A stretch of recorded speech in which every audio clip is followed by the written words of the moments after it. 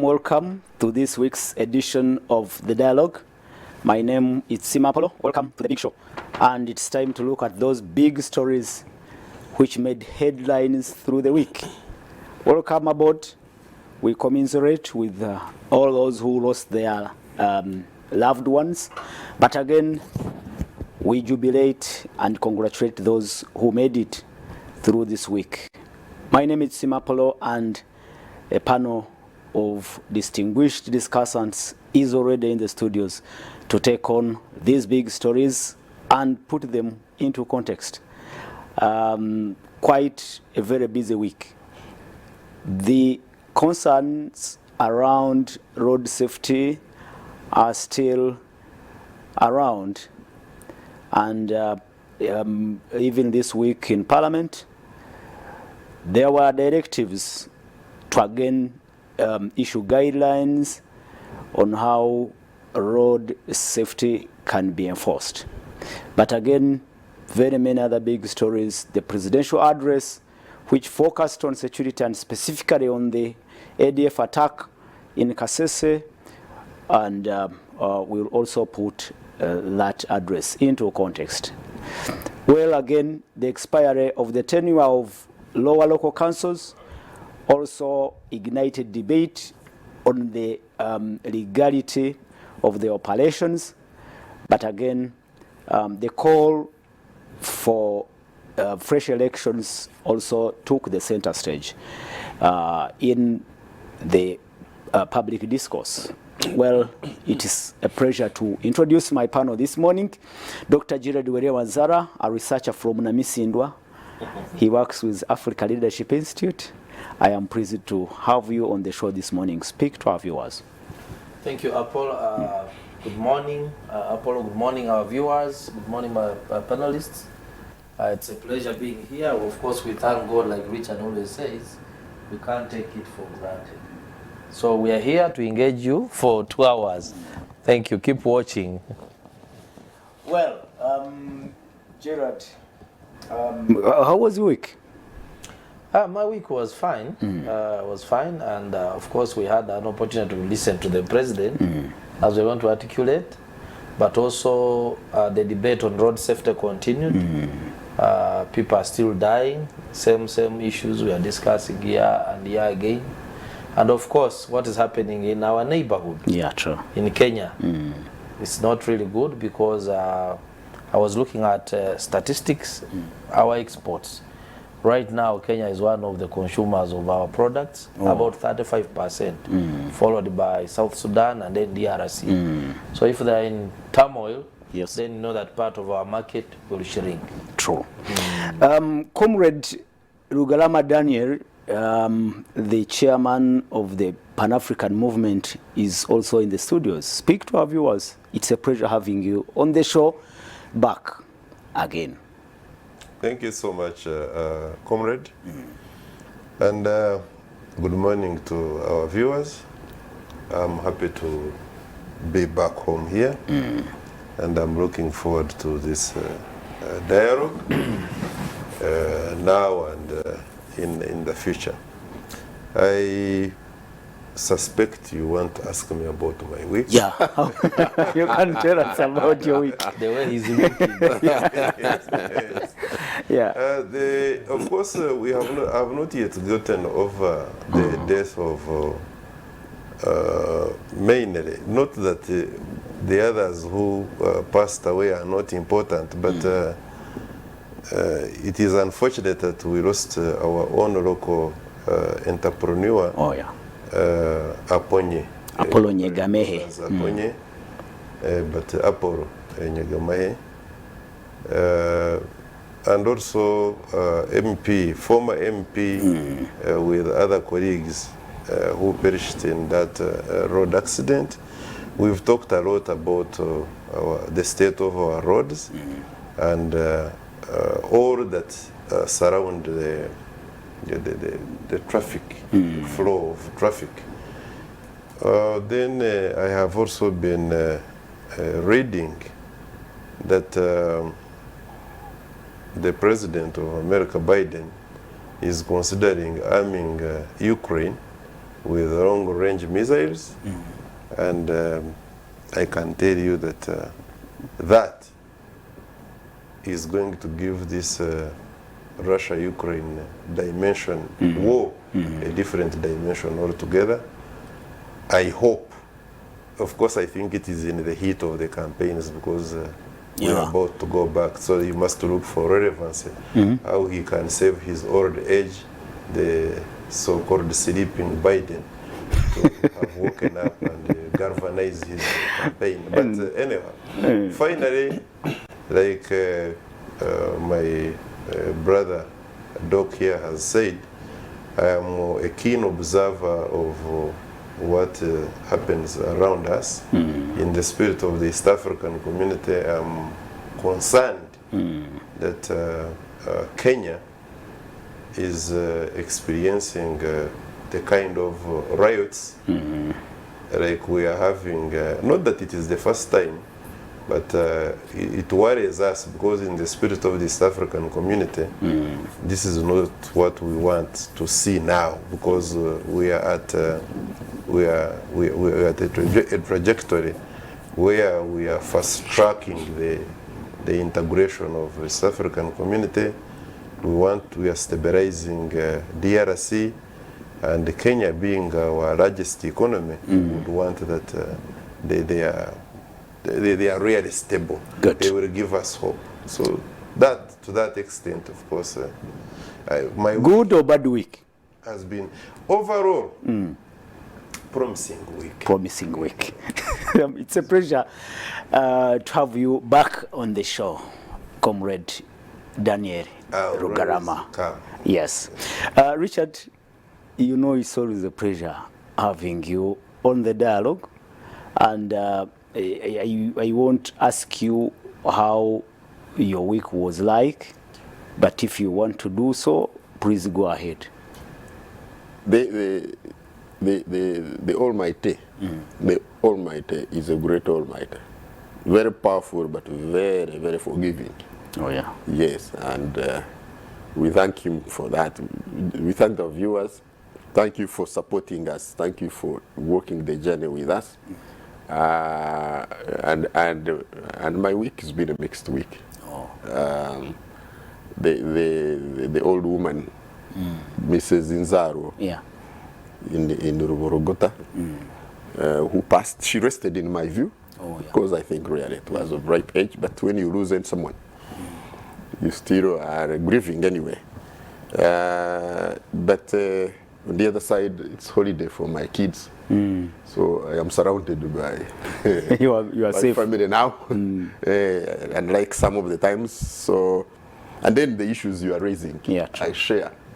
I share in those issues, and I hope we can dig into them. Very true. Yeah, a bit more. Thank you so much, our viewers. We stream live on YouTube, Facebook, and all other social media platforms. You can join us and be part of this big discussion, but also along the way we'll be opening our lines for you to contribute and participate in the discussion by sending your WhatsApp messages and be part of the discussion on the topics and issues at hand. My name is Simapol, and Dr. Gerard Weria Wanzala. Let's first cross the borders quickly on the matter you raised. I think it's a big concern to us. If Kenya is in turmoil, we are directly affected. And looking at the statements from both sides, you could hear Raila Odinga, Raila Odinga's side still resolute, and even William Ruto's government is also saying they won't tolerate these acts of lawlessness, because the demonstrations about the high cost of living and the hike in taxes, but again what we see is total chaos. There is looting, there is vandalism and all that. It's more typical of Kenyan protests. I don't know. Yeah, I think what I will do is to give this discussion a context, a foundation upon which my colleagues will build. Good. One, we recall that Kenya went to elections last year in August, and the difference between the victor and the loser was very small. Minimal. It was about 200,000 votes. So if you gave it a margin of error, then you may find that probably their support was balancing 50-50. Okay? Because usually there is no perfect election that you can get 100%. Even the American one, there's usually a margin of error, 3%, 2%. So this means that the context was very severe, and therefore the country is divided. But now looking at the reasons for this conflict, because these protests, once they turn violent, it's a serious conflict. So the fact is that Kenya is having a challenge economically. One, the depreciating shilling. Two, the debt. The national debt is 68% of the GDP. You know, in Uganda, we are just moving towards 50%, but we are crying. And in Kenya now, the effect is that in the national budget, 30% is going to debt service in a year. So, which leaves a very 70% for administration and then development. So if you are using 30% of your money to service a debt, it means your budget is not effective, and therefore it even threatens your economic stability, including the balance of payment deficits. So what did Ruto say? Ruto came to power on account of saying that the handshake between Uhuru and Raila, which actually led to a lot of big infrastructure projects and borrowing, he said has brought down the economy. So what he said, and even on the advice of the World Bank and IMF, was that he needed to increase domestic revenue. Now, if you are to increase domestic revenue, where does it come from? It comes from the Kenyans. However, if you say you double, if VAT was, for instance, 8%, like for the Kenyan case, on fuel, and then you double it to 16%, okay? And then you campaigned on the account of helping the matatus, the mama mbogas, the boda, then you know that the cost of doing business will go up high. Therefore, doubling VAT increased the cost of fuel, and therefore the cost of transport and doing business. Now, meaning that Raila, being a politician, Ruto went to play into Raila's hands. But even if you put Raila in government now, certainly was going to face the same challenges, because still the debt would remain big, and he would have to find the ways of resolving it. Now, when it comes to the housing levy, Ruto committed to building, 200,000 low-cost housing units. But where to find the money? He said, I must impose 1.5% on all people and salaries for me to raise money to be able to fund the housing program. Now, people are saying, is this, are they our houses? How are we, So they are resisting. Some have gone to court. So this situation is complicated. I was saying that the Kenya Private Sector Foundation is saying that every day they protest and there are riots, the Kenyan economy is losing 3 billion Kenyan shillings. So this is a big cost on the economy. You have seen the new highway, express highway, from the airport to the city was damaged the other day. They're saying they need a lot of money to fix it. And it disrupted the visit by the president of Iran. He did not have really a comfortable visit before he switched to Uganda. Therefore, for me, I would urge the actors in Kenya that maybe to resolve the Kenyan problem needs transparent and open dialogue to be able to discuss these things. Are you suggesting that possibly the people who are behind the protests are not fair in a way? I mean, judging from the current state of the economy, because I will read something here. Ruto government insists that the 200 billion shillings, I think this is expected to be accrued in the hike, from the hike in the taxes per year. The taxes we raise are essential to covering the country's costs. But the opposition asserts that the tax hikes will only exacerbate the hardships faced by the Kenyans, who are already struggling with the skyrocketing prices of basic commodities, including food. Both So, of them are correct. so it's a complicated situation they are in. Yes, they are both correct. The fact is that the cost of living is very high. You know that when Ruto came to power, the cost of unga went up because the subsidies were removed. Kenyans were used to the subsidies. You know that the fuel was cheaper. It has gone up. So if they're talking about the cost of living, yes, it has gone up and it's pressing them. But Ruto also is insisting there is a problem, and is also correct. Reducing the deficit and then reducing borrowing and then balancing the balance of payment problem. So now, this situation basically needs an open and honest dialogue. Okay. Because if Ruto insists, like I saw yesterday when he was saying that he was in Naivasha, when he said that, my brother, I will take you on. They will not So tolerate I'm not these going to acts tolerate. of hooliganism. But it is also very complicated because these demonstrations and riots are taking place in different places. So you may find that the police is also overstretched, and also when you know operations against these riots, you spend money. You're spending money, the economy becomes stagnant, and therefore, so they are both right, but they need to swallow their pride and sit transparently and honestly on the table. Good. Of course, we are not saying that the handshake is all. Ruto is saying no handshake. The handshake destroyed the economy. But I will agree. Last time I was here with Richard, the issues, I think it is always important that the political actors discuss, Okay. because it doesn't benefit anyone honestly, this situation is different from the 2007. Okay. 2007, you see that Raila massively won elections and they swore in, another person was sworn in. This time, the context was hard, but both sides have people. So if you say you are going to use the chaos, then you are destroying the lives of both sides. Okay. So both of them need to sit down and talk in the interest of Kenya and East Africa. Comrade Lugalama, how do you make of what is happening across the borders?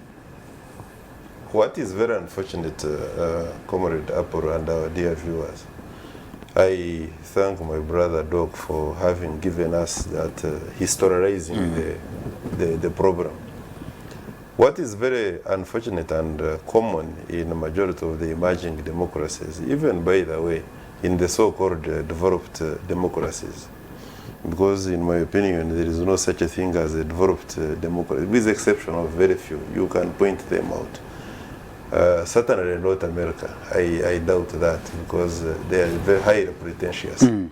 The truth of the matter is that in the case of Kenya, the culture of accepting defeat sometimes is betrayed by the actors. I want to believe that if Raila Odinga had sincerely accepted and conceded defeat and congratulated the winner, what we are seeing in terms of riots would not be happening. But there is a tendency, and probably this is becoming his habit now, that he's always the winner.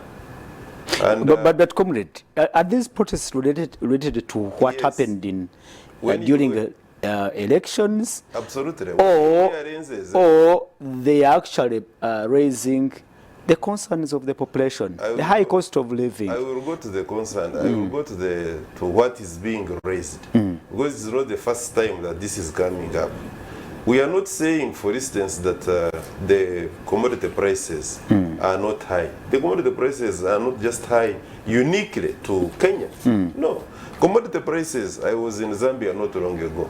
The commodity prices are high. The commodity prices here in Uganda, are they any better? Yeah, they're also equally high. We have not yet recovered from the effects of COVID. We all know that. The effects of COVID have stretched not just in Uganda, Kenya, West Africa, Africa and beyond. Yeah, global economies. So the increased fuel prices are not just in Kenya or Uganda, but probably we just talk about leadership now. And if, for instance, in Uganda, because of the increased prices of commodities, the opposition, like they had started doing, was to agitate people to come onto the streets like we one time had walk to work. It would be the same story as it is happening in Kenya. But we are talking about leadership, and just allow me a minute to concentrate on the politics in Kenya. The politics in Kenya, apart from having been historically, save for the original the original fighting force of Denard Kimathi, whereby they later attained the independence, and then the Baba, Arap Moi and where the leadership seemed to be uniform and agreeable to almost everybody upon the heels of having attained that independence through the rebel activity, if you may call it that.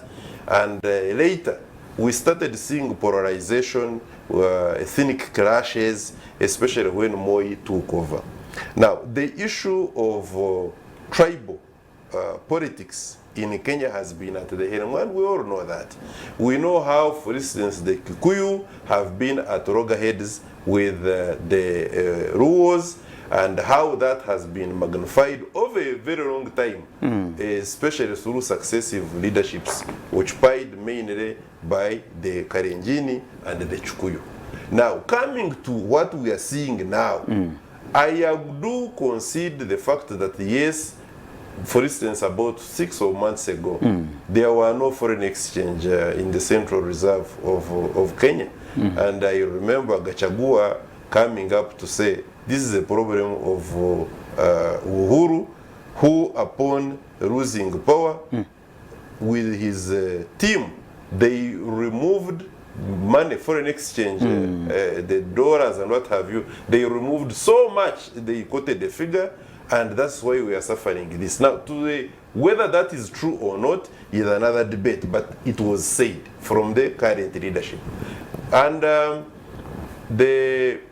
I remember even they had to go to a neighboring country, which I will not mention, to such that they can be advanced some of this hard currency for purposes of international trading.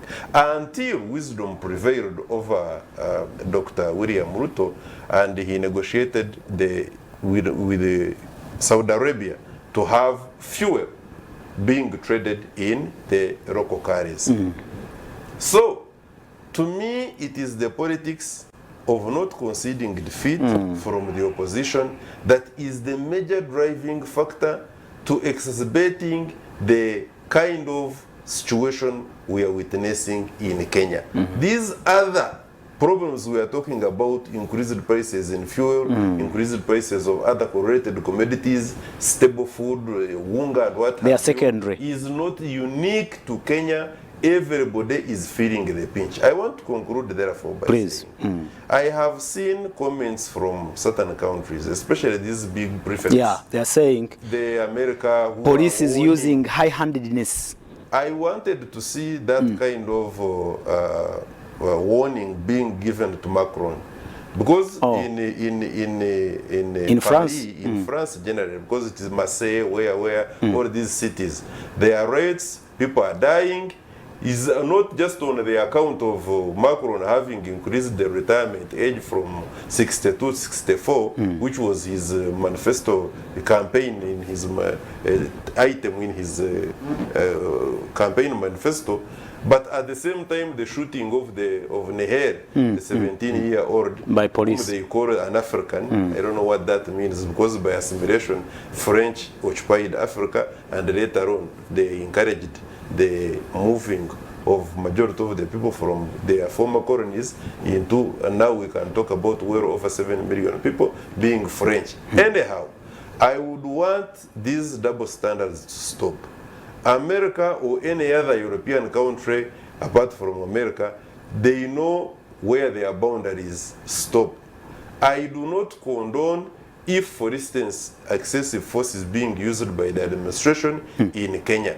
All I'm saying is that they should not be probing up, because we are not naive. They usually probe up opposition in the African countries to make governance impossible. And this I want to summarize by saying we have all seen from the Pan-African point of view what William Ruto has been doing wherever he goes. Last time when he was addressing the Pan-African Parliament, he was talking about the unfairness of the United Nations in the so-called permanent members of the Security Council taking the mantle and governing and policing the entire world. He was calling for equality like Robert Mugabe was calling for equality, like the African Union has called for the 2 permanent seats on the Security Council. He was re-echoing that. He was talking about equal negotiations and making sure that we share what is available on the planet Earth equally. Are you suggesting they are hitting back in one or another? They must be doing that unless we want to behave like ostriches, hiding our heads in the sand and pretending not to see what is very obvious. The invisible hand of the colonial master then, now an imperialist, is no longer invisible. It is very apparent. Okay. I think he even made strong statements against use of dollars in Africa. I think. Exactly, and that is part of the problem, by the way, why the Russia is experiencing the kind of altercation it is experiencing with America. This business of saying that it is Russia invading Ukraine is looking at it from a very, very narrow point of view. The truth of the matter is that America is against Russia because Russia and China are leading a force to undermine the dollar. Okay. I will stop it at that. Thank you so much. Richard, what do you see? We thought from the elections we were here, we did our analysis. We thought Kenya is on the right track. It is taking a positive trajectory. Then after a few months, there were protests. Then when they stopped, we thought, well, now they are moving, they have embarked on another highway to development, but it looks like it's not working because we didn't expect this, I expected what we are seeing in Kenya now. I think that for me, the last election, the last Kenyan election, some observers described it as seismic. It was an earthquake. Yes, it moved, it moved very, very powerful interests against each other. Somehow there is kind of lack of focus on the combination of Uhuru and Raila. That the former very bitter rivals who had came together against Ruto, former vice president, also ally of one and then ally of the other. It was quite a very, very, strong forces against each other. Now, usually when you have an earthquake, you have aftershocks. I think this is what we are seeing. I think we are seeing the aftershocks of this. This also for me ties in with the next election. Oh. Yes. The opposition, which is the individuals, really, because in Kenya the political organizations are political individuals, dinosaurs, dynasties, the tribe. Yeah, they keep it together. So, one, there is an attempt to stamp power by the group that came in, led by Ruto. He wants to stamp his power. He has been in the shadows of others. He must emerge. But he also came with some new entrants. The vice president, for example, Gachagua, was really not part of the dynasties previously. And then the old dynasties, was a business shah. yeah, the Ruto Uhuru dynasties, the Uhuru Odinga dynasties, the Kenyatta Odinga dynasties are fighting back. They want to retain their power, privilege, and take over again anyway. So these seismic aftershocks, I think, are going to be happening. The unfortunate thing, of course, is that it is the usual Mwananchi, but also us in the neighborhood who do suffer these consequences. This question of lack of food and food prices and inflation is not just in Africa, it's not unique to Kenya, it's all over the continent, but all over the world. If you could recall, my colleagues, I think we have a state of emergency declared in Nigeria, and this is about food. Yeah, so these happenings are not unique to Kenya. What is, I think, different is the contestation of power that's happening, and it's been going on. Now, it's complicated, like my colleague said. When you are a president that has come and you want to stamp your authority, and you have these constant powerful families which have combined and dynasties fighting you, then people have to eat tear gas, and some others have to absorb bullets. It is going to be inevitable. We have been thinking, I think as a group, that there must be a process of dialogue. Oh, yeah. But the process of dialogue must not come with madarao, must not come with contempt. Yes, the Odinga Kenyatta dynasties are behaving contemptuously. So, Raila Odinga's group are pushing for another handshake, possibly. Absolutely. But there was one, if you remember, there was one. They benefited from it. They are pushing for another one. The current group were not so sold into the handshake approach. No, and they campaigned on the platform of no other handshake. So this question of removing subsidies, of course, the subsidies were terribly flawed and wrong. Our president was repeatedly on record. He refused it. He refused. He said, you can't. They are unsustainable. They bring deeper problems. They are experiencing them now. So the Ruto has to be honest and remove the subsidies. They are unsustainable. It's not possible. And so the consequences are going to be this. The only thing, if he can maintain the cohesion of his government, if he can maintain the cohesion of his group, this one he will stamp out. A few lives will be lost. Some people will feel pain. Of course, the Westerners will do their usual dance. Human rights, what we call it, human rights something. They will do their usual dancing. So it's not about Ruto's failure to manage the affairs of Kenya. It's somehow personal between him and the opposition groups. It's the failure by the dynasties to accept that they have a Sanja which is not theirs. Finally, Dr. Gerard Were-Wanzara, I saw Raila Odinga announcing that now even they will be, next week, there will be, is it Wednesday, Thursday and Friday? Even the days for demonstrations have been increased. He has increased them to about 4 to 5 yes. in a week.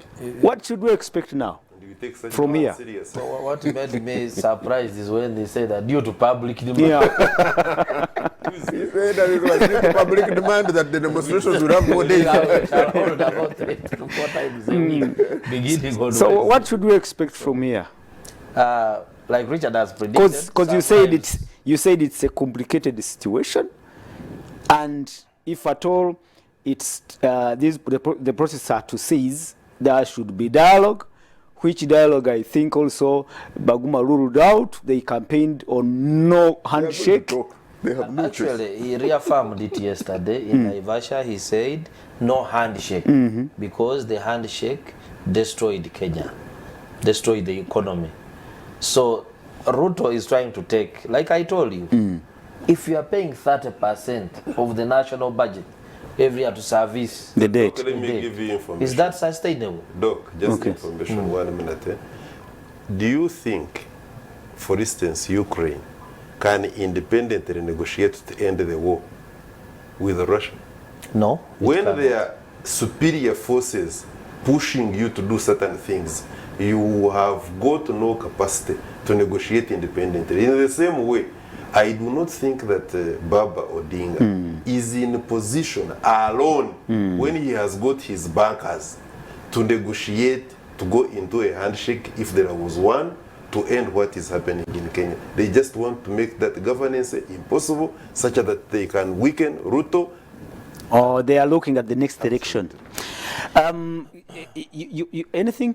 No, Because of you're course I winding agree up. with him because just early this year we shouldn't No, I was asking, what should we expect from here? What should we expect? more riots. Okay, but I believe that at the end of the day, those people will end up in dialogue Okay.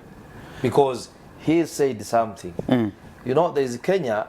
There are so many whites. There are bases of the Americans and Israels and so forth. They have a stake in that country, of course, for the African people. But given the time they have been there, the investments that are put there, at the end of the day, there are forces that will talk to both Ruto and Raila, and they will talk. Okay. Baguma, one just comment. What should we expect? Because we gave this issue some good time.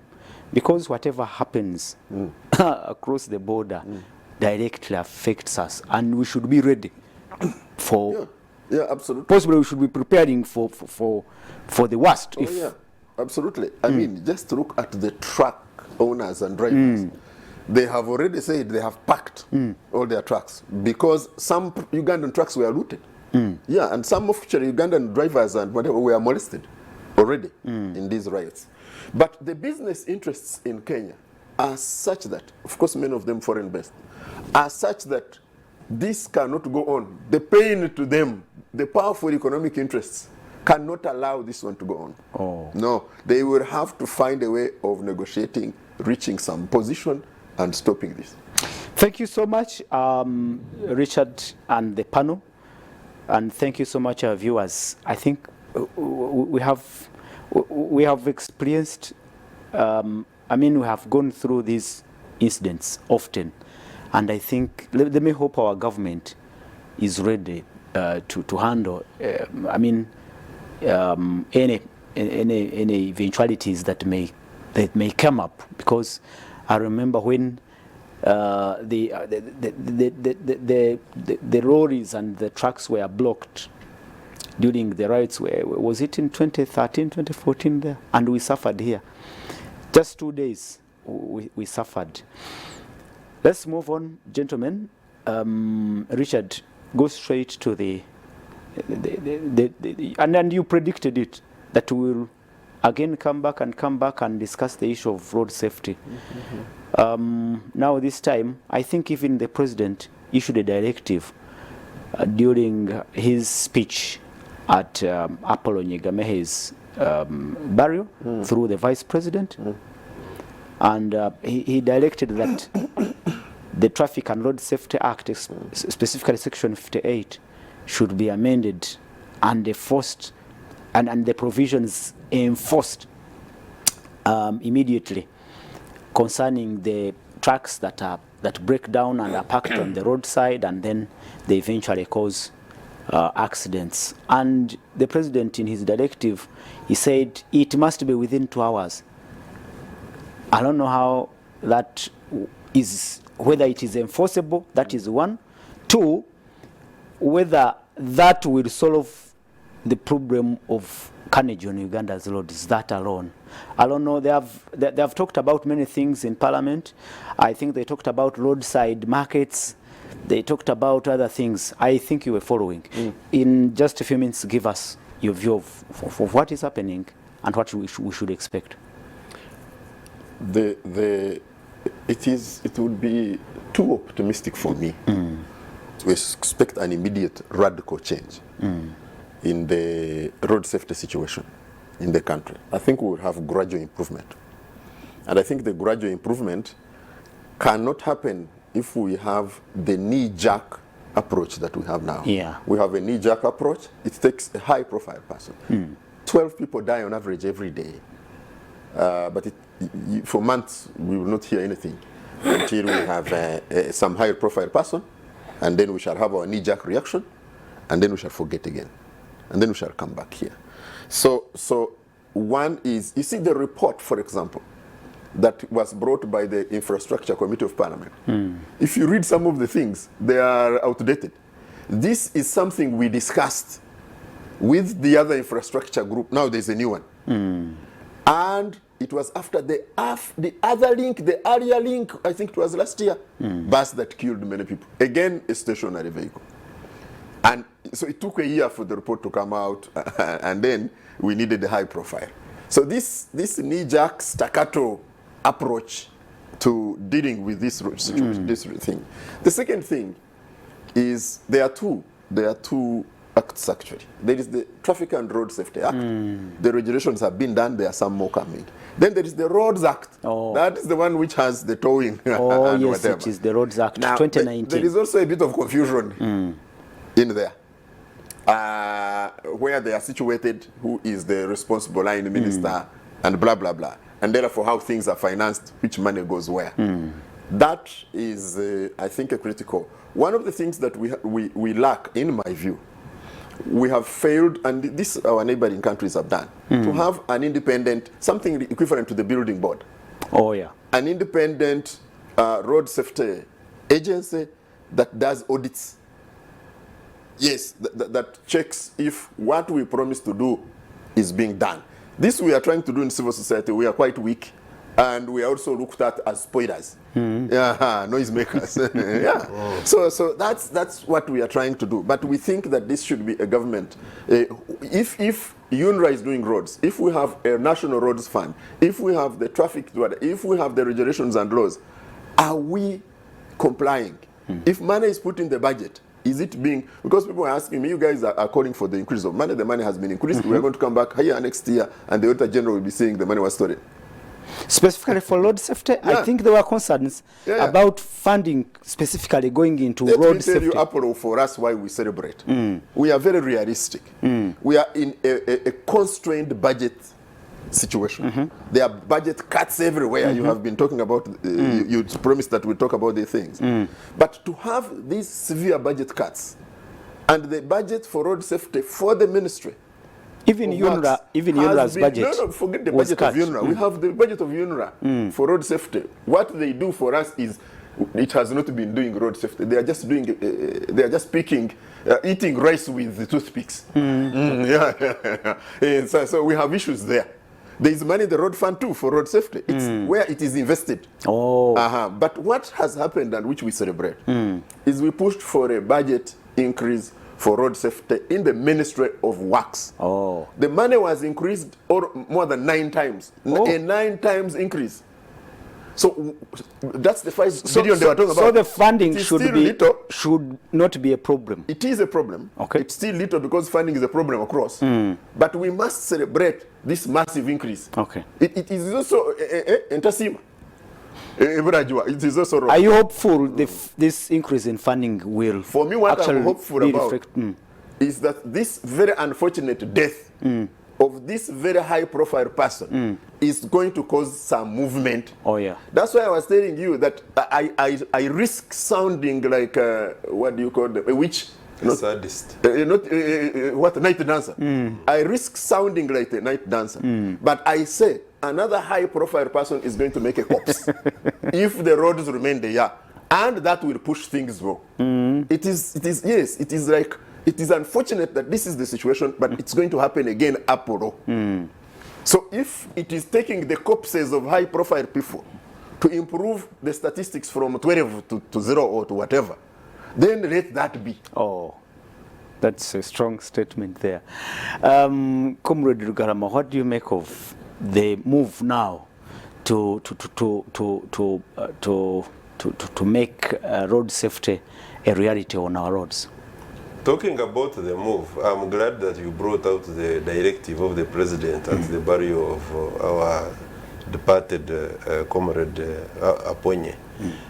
Equally, in the same breath, we saw the Speaker of our National Parliament summon the stakeholders immediately to her chambers, and it was in light of making sure that they fortify and solidify the protection of the road users.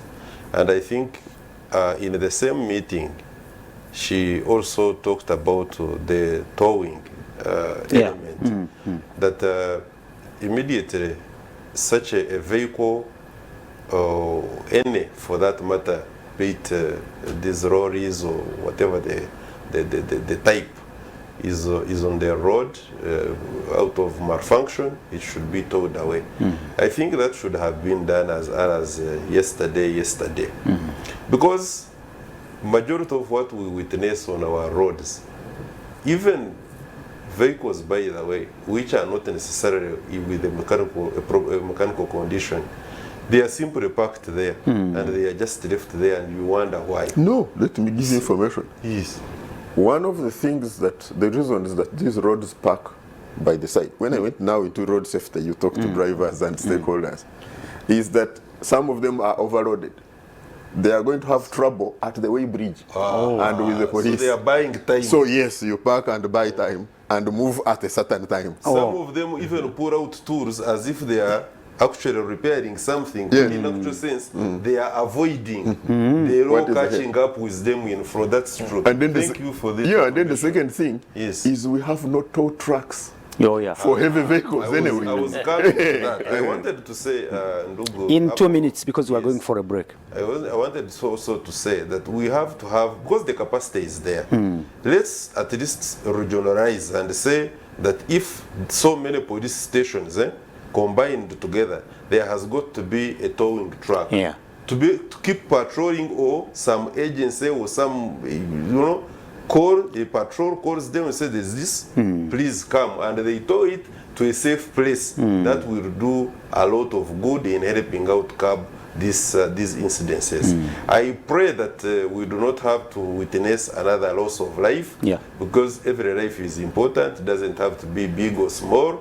Only that going back to animal farm, all animals are equal, but some are more equal than others. We are alive to that fact. Yeah, but Richard said, from the death of these prominent people, at least you see a positive response But we towards making good. We shouldn't be behaving like that, because NRM, right from the start, is a kind of government, I don't know if it has changed, that prides in protecting life across the board, no matter what kind of life it is, as long as you are Ugandan.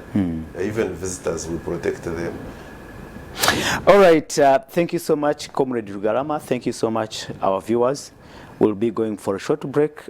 Of course, we will again give some more time, some more time to this particular topic of road safety and the move by government to enforce the laws relating to road safety.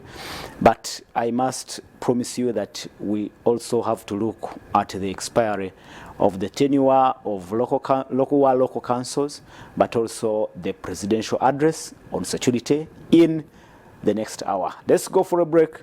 We'll return after a short while. Don't go away.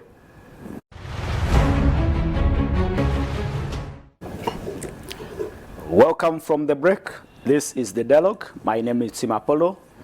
Dr. Gerard Welehe-Wanzara, a researcher from Africa Leadership Institute, is in the studios. Comrade Daniel Rugarama, the chairman of the Pan-African Movement, is also with us. But Richard Baguma Tinkasimire, a communication expert, is also here with us to look at the big stories of the week, looking at the move by government to enforce the Traffic and Road Safety Act and all other laws related to safety on our roads in a bid to curb the rising cases of accidents on Uganda's roads. And of course, we also want to look at the expiry of the tenure for LC 1 and 2s. The law is very clear. 3 months to the expiry of their term, the Electoral Commission must organize elections, but that did not happen. And now a section of the public are saying the extension of their term is unconstitutional and possibly their operations will be challenged. We'll get to that, but the main topic for discussion this morning is the presidential address when President Yoweri Museveni, the Commander-in-Chief of the Armed Forces, this week addressed the nation on matters of security in relation to the attack of the ADF rebels way back last month in Kasese, and in which attack 37 students were killed and 5 or 6 other residents were also killed. But before we move on to the next topic, Dr. Jerry Wanzala, speak about the move to reduce accidents and actually tell us if you think this latest push by stakeholders will yield results. Apple, first of all, I don't believe that the latest push will all of a sudden cause a change, because historically in Uganda, I don't know whether that is how our society is or that's how our leadership is, but most of the time we have been reactionary. When Ayume died, the former Attorney General, years back, you had the issue of the city belts, and then which contract was to be given to which company. And the speed governors. Then demonstrations by taxi drivers, it was abandoned.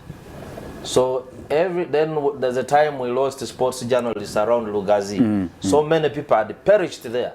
Various times, almost every day we're having an accident there, and Kawolo Hospital had become like a mortuary for accident victims. So eventually, some remembrance was built around there, and then I think the road widened. These days it's a bit, the accidents around that corner reduced. It's a black spot actually. Yes, but my question is, why do we always do this when a high-profile person has died?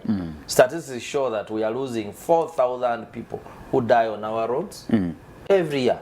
We know that we have 20,000 road crashes involving now other categories of people, pedestrians, riders, and so forth.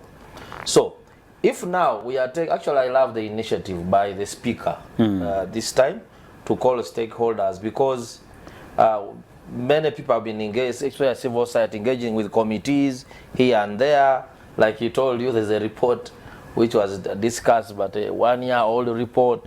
Sometimes we don't take the things very, very seriously, because the challenges are continuous. And now, I saw from that stakeholder meeting a number of issues coming up. One of them was the towing you are talking about. Of course, the law says in the urban area, you should not leave your car for more than 2 hours on the road. If it's not, it can be towed, unless, and even though you are not allowed to repair a car on the highway, the unless roadside, under emergency circumstances. Then in the rural areas, 4 hours, exactly. 4 hours. Actually, talk about it. You find on the northern bypass, cows are grazing, you know, and cars are speeding at more than 70 kilometers per hour. So there are challenges to do with the, you know, a number of them. Maybe we need to categorize them. Those we can address short term, medium term, and then long term. That's what they did. Yes. In the speakers meeting. Then that is okay. Because a good approach is what we call the low hanging fruits. What can we harvest now? Given the resources, as we debate, we have 6 billion for road safety in the Ministry of Works. Civil society is also, Richard here is not sleeping. The Uganda Road Safety Coalition is working around the clock. With the private sector foundation now. Exactly. Because their member, Aponya, was a member, very high profile member. They have lost several, so they already had concerns. So what you say is happening. It's happening. So we need all these efforts together, so that we tackle those we can tackle now, those that we can tackle in the midterm. Like if you say changing the road infrastructure, it needs a lot of resources. It's long term.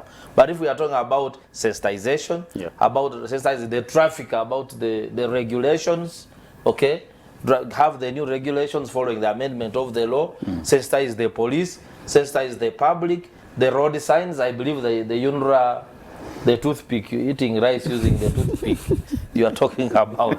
This is about road signs in places we know that they are dangerous. Like I'm happy now.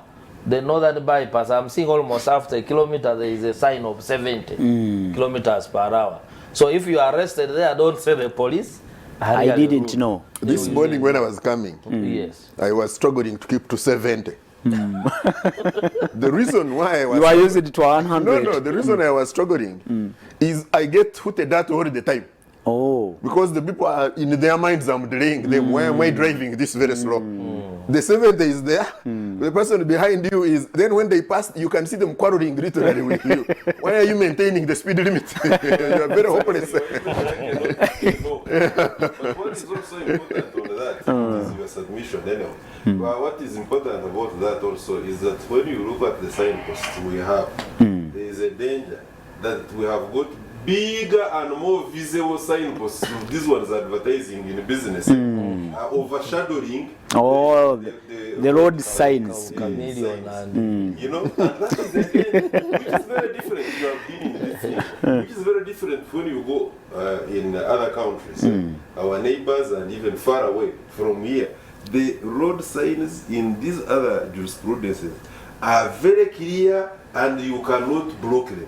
By the way, here we even have a bylaw in the city. The case has you must not put signage Yeah. that impedes visibility of road users. Oh. Yet we It's standard.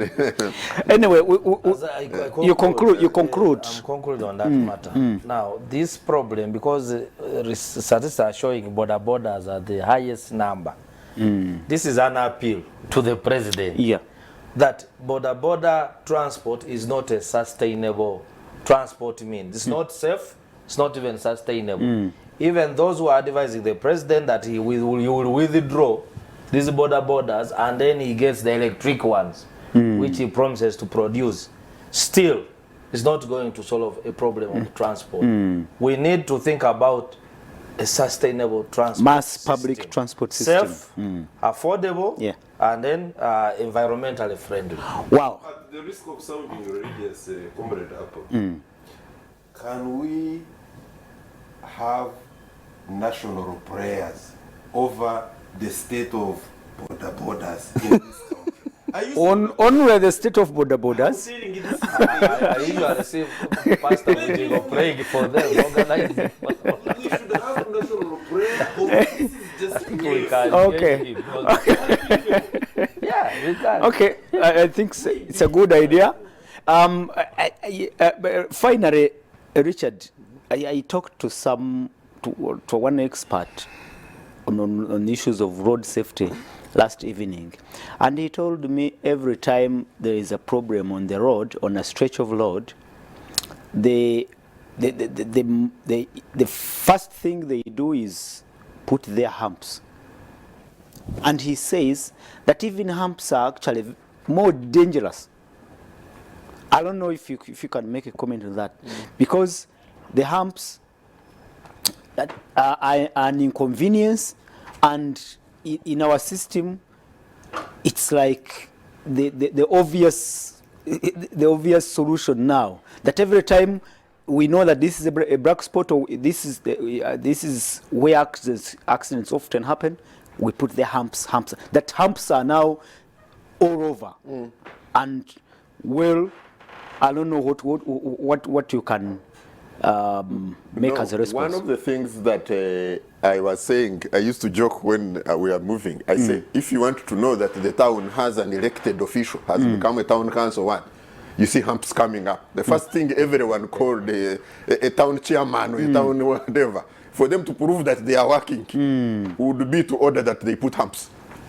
Of course, for me, That's again, you see, humps may be useful in certain parts. Speed, actually, they are speed governing road designs. You can have speed governing road designs.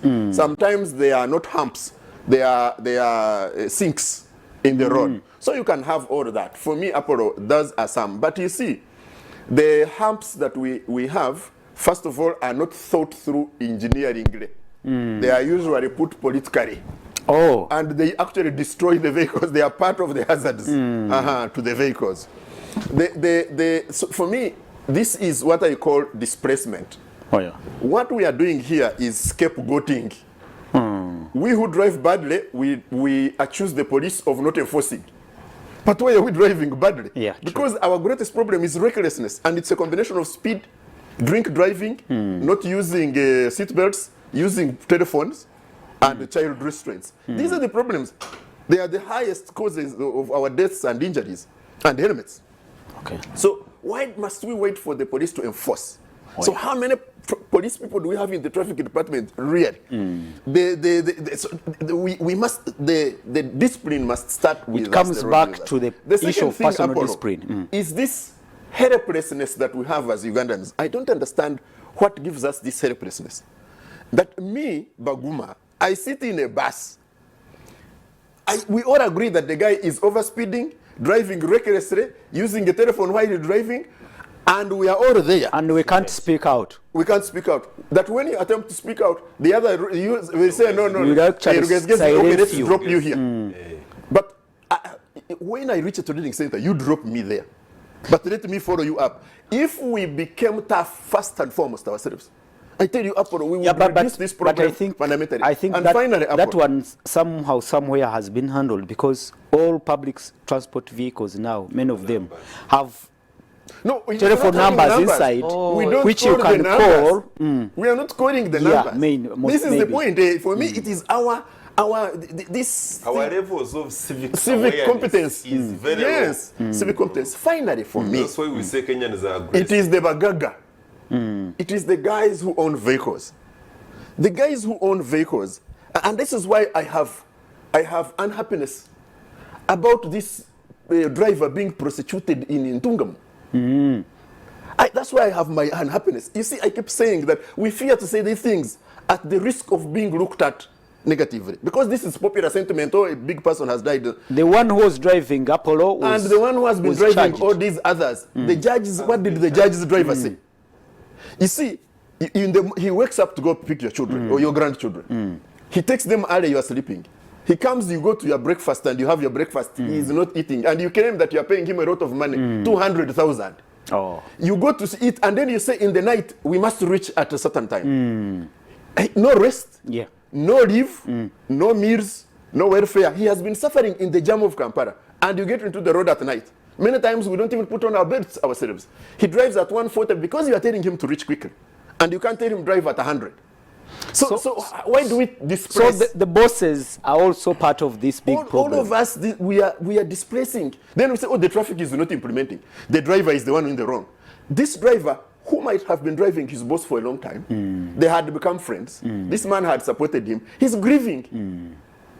Really. So for me, we must tackle these things, and we must Richard, not fear talking about maybe them. to close it or what is Close it. Richard, the speaker was talking about enforcing the siren users and then the guys with the lead cars to avoid the misuse. But now what he's talking about, you'll expect this helpless police officer in the corner to enforce on a guy who is having 2 pickups of the military. And his colleagues or her colleagues have been slapped previously, and nothing was done. So impunity, you usually talk about. Viewers, you can be part of this discussion. Send your WhatsApp messages on 0701 609906, 0701 609906. Tell us what you think about the renewed move by government to enforce the traffic and road safety laws and regulations. Will they actually yield results? But gentlemen, let's move on. We are now time bad. Let's quickly look at the expiry of the tenure of LOCs. And Dr. Jared Werihe, you will take the first shot. There is a law, and it is very clear, 3 months to election to the expiry date, you have to organize an election. The Electoral Commission made an attempt, but the whole process was halted. Then now here we are, the tenure has expired, and like I said, there are people who are actually threatening that come what may, they will challenge the legality of the operations of the LOCs. And others are saying that actually all these documents that are being signed by the LOCs, the land sale agreements and that they may be challenged in future. And government has not actually come out with a conclusive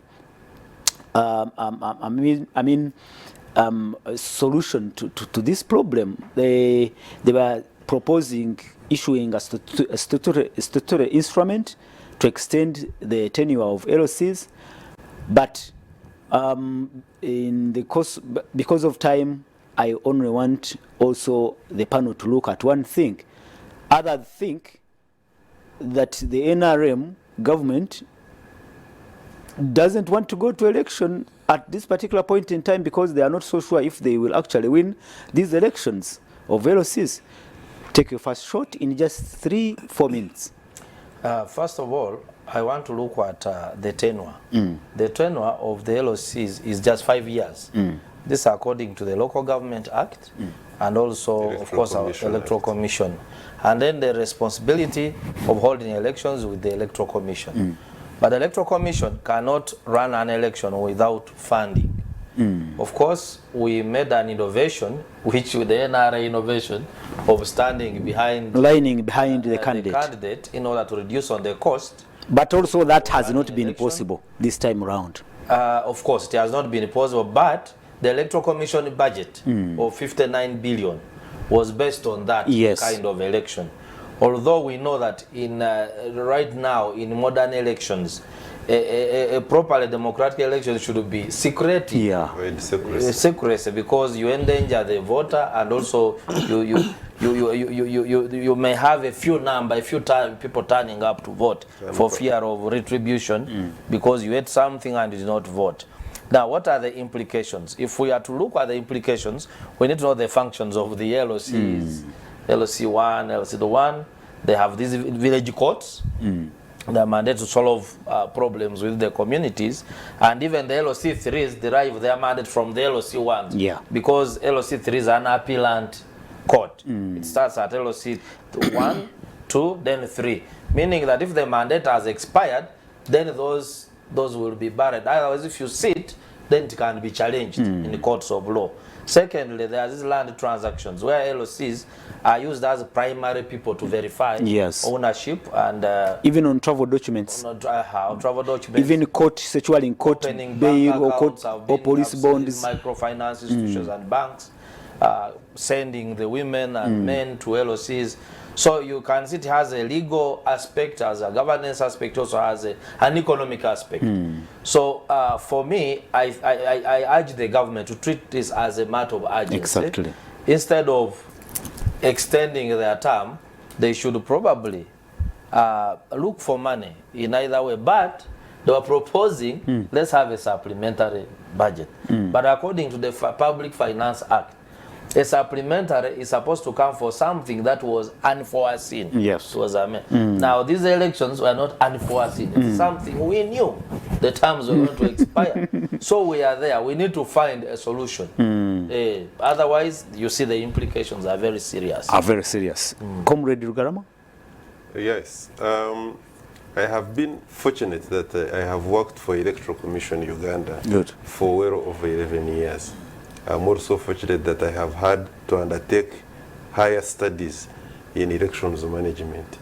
Now, this very discipline we are talking about, I can risk because I will take a lot of time. But let me summarize like this. Making the lower council apparatus not to bear the legal efficacy that they should have is very detrimental because, like my brother doctor here said, we have got a lot of economics going around through the LC. We have got a lot of court business going around through the lower council bodies. Because you go to a bank or any institution for that matter, holding money, they will require you to establish your residency or permanence or relationship from where you come from. LC is called into question. You are going to go to court and they will demand, actually some district courts now, they demand that you do obtain an LC1 chairman's letter from that particular place. It is no longer anybody holding a national ID to chairman from wherever you come from, but from that particular area or district where the court is situated. Now, you can see, therefore, that the importance of lower local council bodies is very overwhelming. I also want to believe that NRM has not deliberately refused to hold lower council elections. You don't believe so? I don't believe so, because there has been this argument that because majority of the lower councils are actually in the hands, I mean they are in the hands of NRM. Yes, that it will be that if we the local councils will be swept by NUP and other opposition. I don't believe that. Why? I'm not the spokesperson of NRM, but let me just give you statistics. We all know that the well over 80% of LC5s, for instance, and even LC3s, are NRM. Do you expect the reverse to be true? It's impossible. But do you certainly agree yes, that this government has failed to find 59 billion to conduct this election? That's where I find the problem. I was coming to that. I therefore attribute the failure to raise, it's like what we used to have in DRC, when Kabila said that they do not have the money to hold the elections. Certainly that was not true. See, that was not true. Because our neighbor, the president of Rwanda, he used the local funds, and he heard, you can debate the quality of elections, that's another thing. But he organized it. Yes, he organized an election. Absolutely. So I want to believe that somebody somewhere, not the collective effort of NRM as a government, somebody somewhere is sabotaging the budget and making sure that we delay these elections. But I believe it is a matter that can be cured. And this is a problem with NRM. The problem with NRM that you reach a point where you fail to know who is who. Everybody appears. Because I wanted to ask you, who is this saboteur? Exactly. So everybody is a big man. So you and honestly, every NRM member out there will bear me witness that we have got a problem whereby we tend to think, when we look at the president, our president comes up and explains issues and you are like, this is our man. In fact, when he explained the security issue, which you are going to look at, I was considering and thinking like some other people that maybe my president is growing already. But I reconsidered my position. I was like, 2026, and at least he's not in a ballot paper. So in the same way, on the issue of lower council, I want to believe that these so many bosses are the ones who are actually sabotaging this project. But I want this thing to be concluded as early as possible. Richard, as you come in, let me see if there is a response. I don't know. No, I mean, comrade is a... you forgot to be gender sensitive. They are also women. So big women. Okay, the messages that are coming in are on road safety, but let me read them out because we are moving on to another. I'm Karim from Namataba Mukono. Besides our narrow roads, most accidents are due to overspeeding, overworking without resting. I think he's talking about on the side of drivers, and not following road safety signs, road signs. Thank you so much, Karim, from Namataba. Yes, this is true, I think, Richard. And okay. No. Somebody is saying we should bring in some Ruganda. Okay, hi guys, thanks for the show. On expiration of the LOCs, in my sincere opinion, I think that the government has not just put it as a priority. Yes, it's true. I think the people in the local government ministry are just incompetent. These LOCs are the backbone of the administration. If you can afford 39 billion for Mabati and got 30 billion for Wabogo, how can you say that you can't just get 59 billion for election to take place? I am now here suffering. My nephew's line is blocked and it has a lot of money, but these guys have refused to fight because they need an LOC data, you see? Those are other implications. What is wrong with lining up to vote for these guys? Since it's more viable alternative compared to ballots, that rigging is at the high. Okay, it's a team Major Joel in Chirinya Bokassa. Now you see, you want to register a line, a phone, SIM card, you need an LOC letter. Even nearer. To open it up, not even to register a new one. So thank you so much, Joel. Thank you so much, Joel. Thank you so much for the show. To be honest, never did I ever think that my motherland will ever be a country of drama, with government officials being movie actors, city actors and actresses. Trust me every day, except a new... trust me, every day it will be a new movie, show or drama from government. Why could they consider it after losing their own regarding LOCs? I believe this was planned by the government because LOCs have been protecting the untouchables to grab land. So now if they are out, the RDCs will be the absolute power. In other words, it's a way of promoting RDCs which are appointed by the government, not the people. Did you think of that? No. Anyway. I didn't think about that angle. But I thought about land transactions. Yeah, that somebody has interest in land. Yeah. And so that the LOCs... Thanks for the program, but for the issue about the road use, the police itself had reversed its own role. Along Nigeria Road, I have seen several times the police trucks and government workers' vehicles taking wrong lanes and overtaking using wrong lanes with an unwanted speed. These similarities are due to their own bosses. I read the message as it is, but he's talking about the impunity you've always talked about, the enforcers of the law breaking the law. And that's bad. I'm not going to do the devil's advocate, but Ndugu Aporo, sometimes there are these very important and urgent meetings by the government officials. You know. No, but why can't you set off early so as to arrive on time? Because in the law, Bagma, of course, everyone knows here, people who have right of way. I mean, no, we know that for sure. Yes. For sure. And it is unfortunate that it is on the increase, even when people don't have those urgent and very, very important meetings to help out the country. They use that as exactly.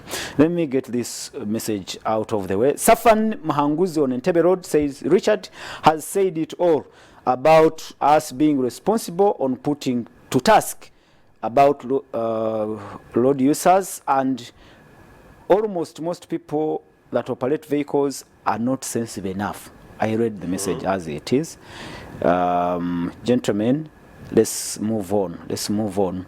And can we conclude on this issue of LOCs, because we only have like 20 minutes to discuss the presidential address? No, for me, let me just give a few examples. The scholarship fund has been suspended. Yeah. The interns. No, it is the loan scheme for higher the loan students. Scholarship loan scheme has been suspended. The interns are at home. Yeah. So we are not producing doctors. In fact, I was seeing in the headline of one of these, remember that the medical fraternity is crying out. They are very overwhelmed. The population census has been put off. Is uncertain.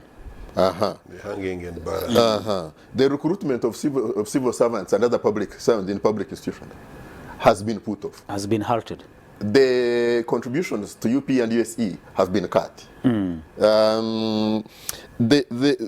What hasn't been? So you mean to say there is no money to conduct elections for LC1 and 2s? No, I think there is money. 59 billion is nothing. What I think is that the spending, the expenditure centers are upside down. That our expenditure priorities are upside down. And so that's why you see interns can stay home 1 year, 2 years. We are promoting science. You are paying science teachers higher. Their products have nowhere to go. You are telling the young people to study sciences and their elders Are not deployed. are languishing. Which message is You are saying you are improving the health outcomes. So what a message, what a contradiction, what confusion. Let me tell you how you crown that confusion. Is that you actually have close to 10,000 million shillings to teach people how to drink coffee. That's it for me. Thank you so much, Richard. I think we should wind up on this issue. Do you rule out the fact that possibly you're not NRM, you are M7ist, that you fear going to election? That's a joke. It's a wonderful joke for the morning. That You fear that the local councils will be swept. that the mirage called the NRM Yes. is, how can a mirage fear going? What are you talking about? This is just a joke. Okay, viewers, we encourage you to send in your comments. We'll try to read them out as they come in. And let's switch straight to the presidential address. President Museveni addressed the country on matters of security, specifically on the attack by ADF rebels in Mpondwe, Kasese district, where we lost precious lives. And I will not go into what he said because of, in the interest of time, let me bring the discussants straight away. Richard, Dr.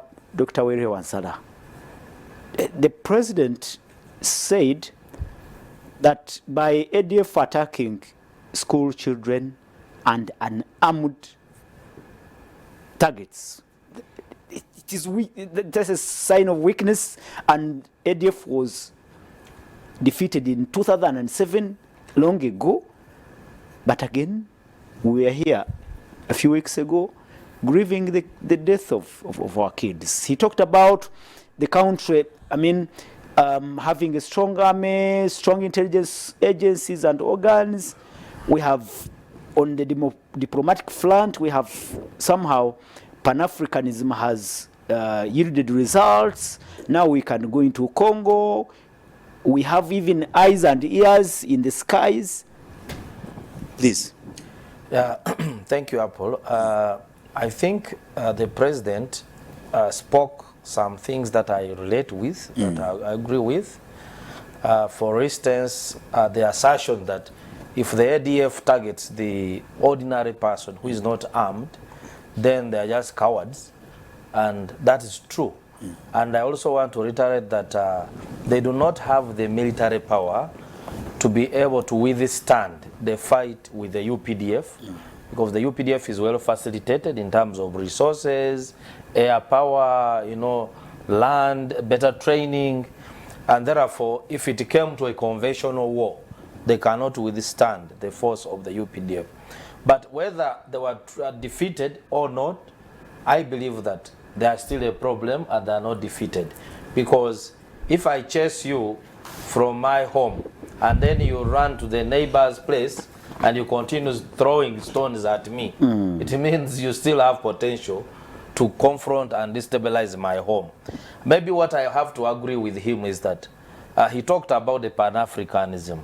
working with the neighbors to ensure that we confront this problem, because he reflected on history, how Bashir and Mobutu were arming the ADF, and at that time they were much stronger.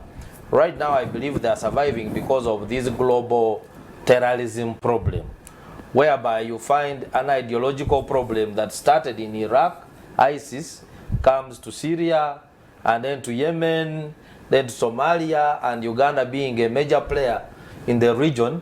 You find the problem also coming here, and then to Boko Haram in Nigeria and so forth. So I believe that now, for me, that the ADF has become now an Africa problem because of this global problem of terrorism. And therefore, having originated here, it's a symbol that, okay, we are still around, we are still there. But then killing innocent people is a cowardly act. But the other, what I saw from the president's speech, the president now, my young brother said he talks like a legend. He emphasized that is new now. He talks like a legend. I think the more he has become older, the more he has positioned himself as a person who has seen it all. And actually a person who has not seen Uganda may think that Uganda is very well off in all aspects, because he says that Africa needs a political cohesion in a country, and he says that for me, under my leadership of NRM, that's why we have been talking to different groups, and now we are at peace. But the fact was it said in the context of Africa? I think he said it in the context of Uganda. But that he also related we have political cohesion now in Uganda, which I don't know if it's true or not. No, I don't believe that there is cohesion. Of course, I believe in an open, transparent dialogue. That if the head of state is speaking, then can call these institutions that are in contention. But an approach that picks out one faction or one person, for instance, maybe you see you have a problem with the DP, then you bring the Honorable Norbert Mao and Imbide, and then you put them here. Then when you have issues with UPC, you only pick Akena and the wife, you bring. And then you say there is cohesion, and then you have NUP and people who are very angry that their people were killed in a single day in Kampala. And for us who listen to different people on social media where there is genuine anger in society, and I believe the president knows about this. And also lastly, the other divisive issue that is going to bring problems, the president fought the guerrilla war on account of a stolen election in 1980. And I'm happy that he's following up on this Bukedea issue, because honestly, the by-elections, if the president didn't know, the rigging is beyond. We have monitored them. I don't belong to any of these political parties, but the fact is that the beating, the ballot stuffing, and then the threats, the deployment, in Oyam, the voter turn-up was just 32%, where the rest were home. Voter disenfranchisement. Exactly. If people feel the elections are no longer useful for them, then you know you are breeding anger in society, and in the future it can cause problems in the country. Even if ADF is defeated, yes, but another ADF may be born out of that anger. Papers for IGAD on violent prevention of violent and extremist violence. Comrade Rugarama, the president used a word ukura. Pounded ADF. It is finished. I listened attentively to the president's address to the nation about the security status, state of security in the country, with particular reference to the Mpondwe incident. First of all, he admitted that it was unfortunate, and like his young commanders had admitted that in a game of football, you can concede a goal, not necessarily that you're a poor team, but it happens. Yeah, true. And I, from the point of view of a parent, and head of state, and I think that was important. That to admit that, you know, sometimes I heard him talk about that the army or police were not on standby but stand down. Yes, a little bit asleep. Now the stand down bit of it, he went further to explain, and that is why he has directed that there should be 24/7 standby. Those 8 hours. I don't know if they will implement it, because he has talked about motorized patrols. Say that, and also the enforcement, increased patrol, not just of the police, but also the local defense. I think he was commissioning some time back, not long ago, these LDUs. It was very interesting because it registered some good number of graduates. I don't know where we are headed now. Graduates are joining LDU. Anyway, the address also went further to look at the history of this ADF. We don't have time to go into it, but he looked at one time, he also brought the incident whereby the ADF had built capacity to come in huge numbers with some little bit sophisticated armaments, and they attacked and took territory, Uganda's territory. They held it for a few days. 3 days, about 3 days, and they were waiting for reinforcement because it was already a choreographed, worked out plan where they were supposed to get advanced some and arms from Bashir, arms from foreign countries, but they were repulsed. And from there, they started working on the system of making sure that they do not have to operate within the country. I think that is a plus. It doesn't matter which political divide you belong to. That we are now able, or for a very long time, we have been able as a country not to have any visible presence of a rebel outfit like we have in DRC or Somalia or where operating on the soil of Uganda is certainly a plus.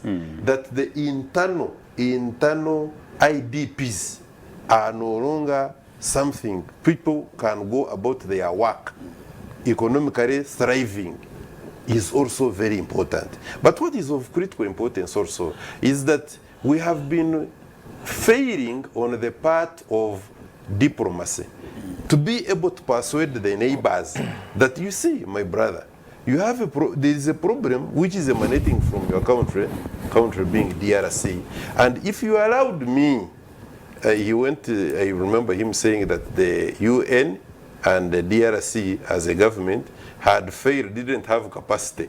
You wonder whether you had that. Didn't have capacity to manage these rebel outfits who were making incursions into Uganda.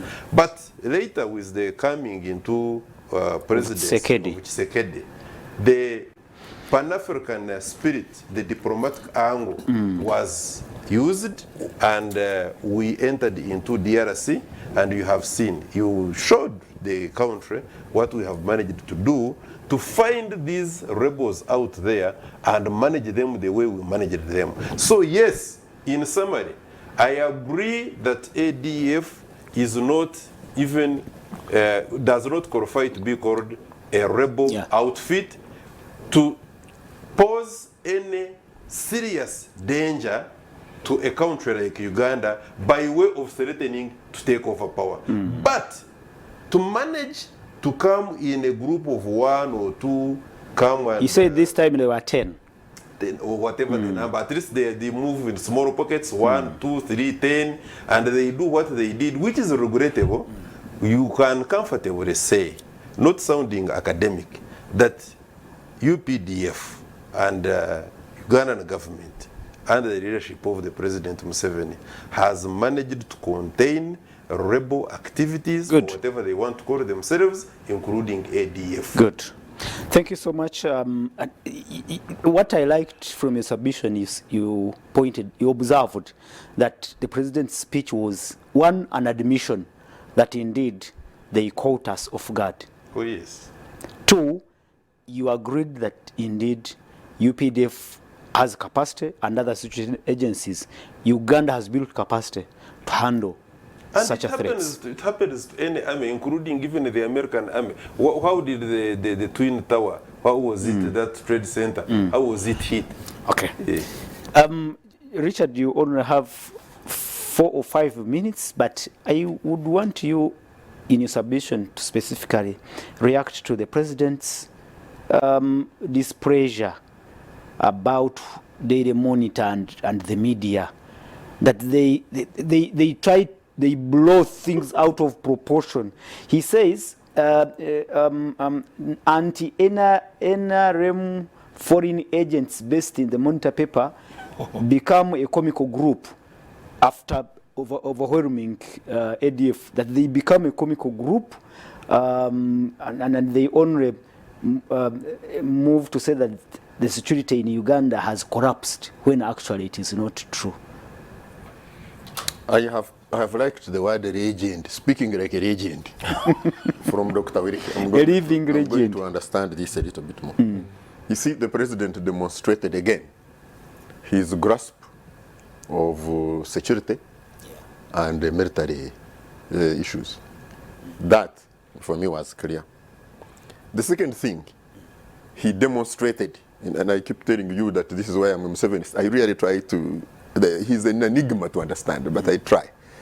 Again, he demonstrated his ability to attempt to recapture the narrative.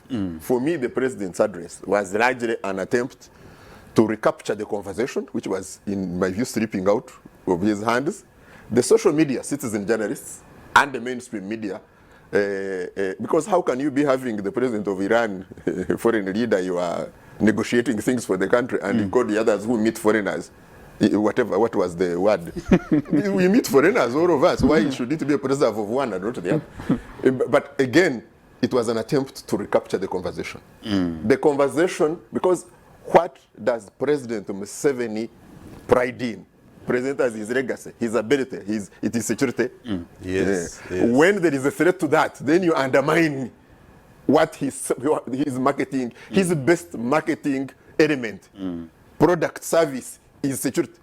It is being undermined. But the problem is he has, and that's why he manages, he has a controlling and directing approach, mind approach to things. So when the things are not going according to his directing and controlling way, he comes out to fight back. So this was coming out to fight back. And his approach is usually belittling the ones who he thinks are capturing the attention of the public. So he comes and belittles you, nothing, you are, hopeless, you are comical. That is a common approach to communication. He does this all the time. So for me, attempt to dampen citizen journalism, attempt to clamp down on the mainstream media that is bringing an alternative view. And you can see it. The directive immediately followed from the PSST, the Permanent Secretary and Secretary of the Treasury, that now all government advertising will go to go UBC through, and the New Vision. This must be resisted, of course. Why should sort group? Can sort group because that's anti-government. So that was one for me. This reorient communication. And that's what you were asking me. It is his attempt to recapture the narrative. I am still strong, I am still here, I am the Sabarwanyi, and it's a repetition of this to bring it back. But there are two issues I think that he raised them in just 2 minutes. that he raised, which are important. One is the approach to diplomacy. You see, when diplomacy, placements in diplomacy is used as an appeasement to failed politicians. Really? Look at the ambassadors. There are people who have failed in their constituencies. A good number of them. And who have even failed in government delivery. They are the ones who are pressed Being like posted, that. What results do you expect? Of course. The second thing is the commercialization of security work. They have been talking about it. They are running after deals. Their focus is on how to sabotage procurements, and then they can extract. It's about rand and all this. Yes. So that finally, the ADF and those problems cannot go away as long as we have the economic marginalization, perceived or real. At home. Here. those cannot go away. Thank you so much, Richard. My observation maybe is that the president, from what Comrade Rugama said, admission, looks like he's now becoming more, I don't know, is it magnanimity? What is it? He admits. You remember the issue of Somalia? He was also, That's where I got the accusing commercialization. the commanders that it is girlfriends. yes. And Why drivers is and this happening? In Kasese now he's saying, no, why? We need answers here and there. Whether it is good or bad, I And he was think telling we the have truth. to wait He was and not see. lying. Yes, Somalia was not lying. He's Yeah, being in Mpondo, very honest. Yeah, he's being very honest. And sometimes we need that side of honesty in a leader. Yes, you have to come up and say this. And not just stop at saying it, also make sure that you follow up and fix it. It's very important. Thank you so much, our viewers. Our time is fast spent. Only that I have only 1-2 messages, but my producer is telling me time out. We must thank you so much for being part of this big show. Hope we exhausted some of those big issues and concerns. My name is Simapala. I must thank Dr. Gerard Wehere Wanzala. I thank Comrade Daniel Rugalama. I thank Richard Baguma Tinkasimile. Thank you so much for this big discussion.